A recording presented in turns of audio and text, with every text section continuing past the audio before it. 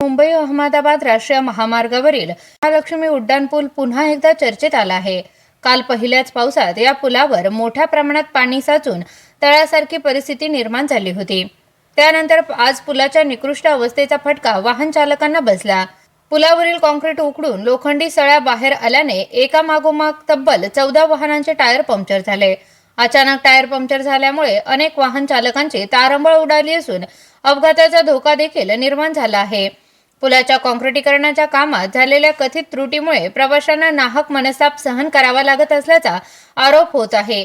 या संपूर्ण प्रकारामुळे महामार्ग प्रशासनाच्या कामकाजावर प्रश्नचिन्ह उपस्थित होत असून तातडीने दुरुस्ती करून दोषींवर कारवाई करण्याची मागणी वाहन चालकांकडून केली जात आहे। भाऊ काय म्हणणं आहे तुमचं? किती काय झालं नेमकं? काय काय झालं? मी स्वतःने बघितलं। माझ्या गाडीचं टायर फुटलं, त्याच्यानंतर माझ्या समोर 15 गाड्यांचं टायर फुटलं लाईव्ह। टोल प्रशासन एवढा टोल घेऊन काय करताय? हे काय लोक मरतील का राहतील याच्यामध्ये? निष्पाप लोकांना तुम्ही जायचं काम आहे ना। हा टोल हा खड्डा आहे का मजाक आहे? कोण लक्ष देणार याच्यावरती?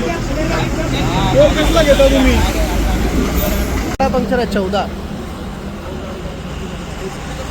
हो, आता मी उभा असताना 3 गाड्या आल्या, पंक्चर होऊन आल्या 3 गाड्या।